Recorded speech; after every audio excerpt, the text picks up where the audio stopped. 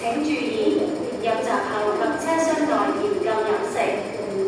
请注意，入闸后和车厢里严禁进食。Your attention please. Eating or drinking is not allowed in the paid areas of stations or in trains.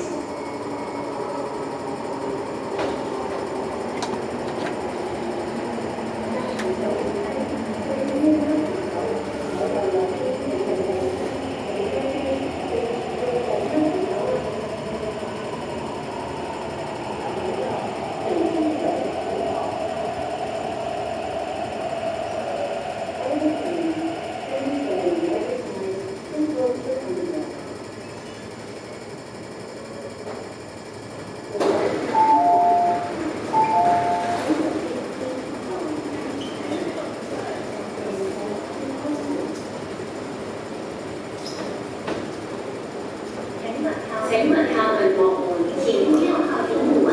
Please stand back from the platform doors.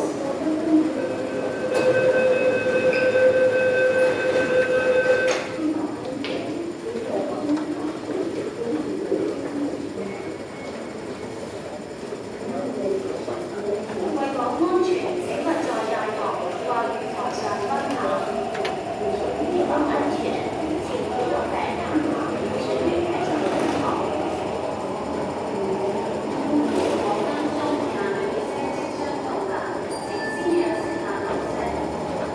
前往金州路的旅客，跟我们请前往合作车。Your train to Ashford is arriving. Please let passengers exit first.